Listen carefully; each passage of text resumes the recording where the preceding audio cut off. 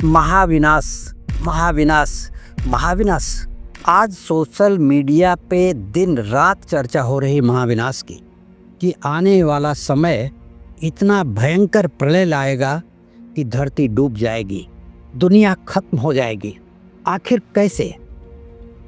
अनेकों बार भविष्यवाणियां हुई हैं इस दुनिया में कि दुनिया खत्म हो जाएगी, उल्का पिंड गिरेगा और धरती फट जाएगी, समुद्र में समा जाएगी।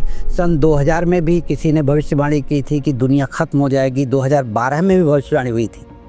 अरे उस ईश्वरी सत्ता पर भरोसा रखिए जिसके इशारे के बिना एक पत्ता भी नहीं हिलता। छिटपुट घटनाएं तो दुनिया में हमेशा होती रहती हैं, युद्ध तो हमेशा चलते रहते हैं। इसका मतलब यह है कि विनाशकारी परिणाम होगा? कभी नहीं। मैं चैलेंजेबल बोल रहा हूँ कि कभी भी दुनिया में महाविनाश का समय नहीं आएगा। आएगा तो कुछ एक स्थानों के लिए हो सकता है। जब भी आएगा इस पृथ्वी पर स्वर्ग उतरेगा और महासुख का अवतरण होगा आने वाले समय में, और दुनिया का प्रत्येक व्यक्ति उस महासुख का अनुभव करेगा। आज मैं फिर से एक बार कहना चाहता हूँ कि आप लोग डरे नहीं। डर जाएंगे तो ख़त्म हो जाएंगे, आपका मानसिक संतुलन खराब हो जाएगा और समय से पहले आपकी मृत्यु हो जाएगी। क्या मतलब है इस बात का? जितनी देर तक हम जिंदा हैं उतनी देर तक सुख का अनुभव कर लीजिए, क्योंकि करना है। और आपका परिवार आने वाले समय में, लोग सोचते हैं कि हमारा परिवार कैसे जिएगा। अगर हम बुजुर्ग हो चुके हैं तो अपने बच्चों की चिंता तो करते हैं, और लोग डरा रहे हैं कि महाविनाश आएगा। तो आप ये फिर से एक बार मैं कहता हूँ कि महाविनाश कभी नहीं आएगा। ग्रहों के संयोग इस तरह बन रहे हैं कि छिटपुट घटनाओं की संभावनाएं बनती हैं। और मैं बताऊं कि कभी भी ग्रह इस बात की सूचना देते हैं कि समय कैसा आने वाला है। ग्रह खराब नहीं होते। लोगों ने ग्रहों को उठा करके ऐसी स्थिति में ला करके रख दिया है कि ये ग्रह यहाँ सूचना दे रहा है खराब होने की, ये ग्रह यहाँ सूचना दे रहा है, और इतना भयंकर प्रलय जिससे दुनिया नष्ट नाबूद हो जाएगी। ऐसा कभी नहीं होगा।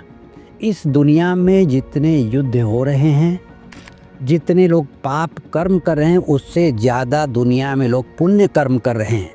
अरे इतना तो भरोसा रखिए। सबके घर में सुबह उठ करके भगवान का नाम लिया जाता है, गाली नहीं दी जाती। और ईश्वरी सत्ता को याद करने वाला यह मनुष्य जो ईश्वर को किसी न किसी बहाने याद करता है, उस मनुष्य के ऊपर जीवन की कठिनाइयाँ कैसे आएंगी? हर मनुष्य की मृत्यु निश्चित है, एक न एक दिन उसको जाना है। सुनामी आती है तो उसमें लोग लपेटे में चले जाते हैं, इसका मतलब पूरा देश खत्म नहीं होता। कुछ लोग खत्म हो जाते हैं, उसे भी लोग प्रलयंकारी विनाश कहते हैं। ऐसा कभी नहीं सोचिए। मैं इस पर अभी आपको चर्चा करूंगा, बताऊंगा कि क्यों और कैसे क्या होगा। नमस्कार, मैं ज्योतिषी आर्य सोनी पिछले 41 वर्षों से यंत्र मंत्र तंत्र रत्न दान दक्षिणा पूजा पाठ होम हवन और जप तप के द्वारा लोगों की समस्याओं का समाधान करता रहा हूँ। अब हम बात करते हैं उन 3 ग्रहों की जो 2026 में आकर के किसी घटना को जन्म दे सकते हैं, और वह ग्रह हैं बृहस्पति, मंगल और शनि। जब तीनों एक साथ किसी विशेष परिस्थिति में आकर के सम्मिलित ऊर्जा मिक्स होती है इनकी, तो किसी विशेष घटना को जन्म देते हैं। लेकिन इसके साथ ही ये कहा जा रहा है कि महाभारत काल के बाद ऐसी स्थिति आएगी, सब कुछ खत्म हो जाएगा, दुनिया नष्ट हो जाएगी। तो मैं ये पूछना चाहता हूँ, मैं ये कहना चाहता हूँ कि क्या महाभारत काल के बाद ऐसी स्थिति नहीं आई है? कई बार आई है। सामने देखा जाए तो प्रथम विश्व युद्ध हुआ, द्वितीय विश्व युद्ध हुआ, तो क्या दुनिया खत्म हो गई? उस द्वितीय विश्व युद्ध के बाद जहाँ पर भी हुआ है वो फिर से एक बार निखर करके उठा है। जहाँ पर एटम बम गिराया गया था हिरोशिमा और नागासाकी पर, वो फिर से उठ करके खड़े हुए हैं। तो कभी भी मैं ये कहना चाहता हूँ कि कभी भी इस तरह का संयोग नहीं बनेगा। छिटपुट घटनाओं के अलावा कि दुनिया खत्म हो जाए। इस तरह की विशेष परिस्थितियों में आपको सावधान रहने की ज़रूरत नहीं है।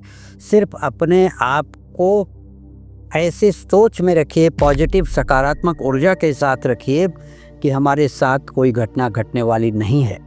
हमारे कर्म, हमारे रीति रिवाज, हमारे नियम, हमारे कानून और हमारे अंदर जो करुणा और दया की भावना है, उसकी वजह से ईश्वरीय रक्षा होती है। और हम एक दूसरे के लिए हमेशा प्रार्थना करते हैं कि भगवान हमें भी शांति दे और हमारे खिलाफ जो सोच रहे हैं उनको भी सद्बुद्धि दे, ताकि किसी भी प्रकार की अनहोनी घटना न घटे। तो क्या ईश्वर इतना बहरा तो नहीं हो गया है कि हमारी प्रार्थना उस तक नहीं पहुँचे? ईश्वर प्रत्येक इंसान की भावनाओं तक को पढ़ता है और कही हुई बातों को सुनता है। कहते हैं कि बिनु पग चले सुने बिनु काना, बिना पैर के वो चलता है और बिना कान के वो सुनता है। बिनु पग चले सुने बिनु काना, कर विधि कर्म, कर मतलब हाथ, कर विधि कर्म करे विधि नाना। हाथ के बिना अनेकों काम करता है और करवाता है। हम जो कार्य कर रहे हैं, हम जो बोल रहे हैं, वह भी ईश्वरीय शक्ति के कारण ही बोल रहे हैं। अगर वो नहीं चाहे तो हम नहीं बोल पाएंगे।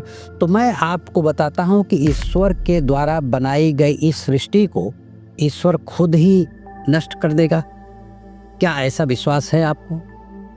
आप अपने घर को उजाड़ सकते हैं? तो ऐसी हालात कभी नहीं आएंगे। और मैं बार बार चैलेंजेबल कह रहा हूँ।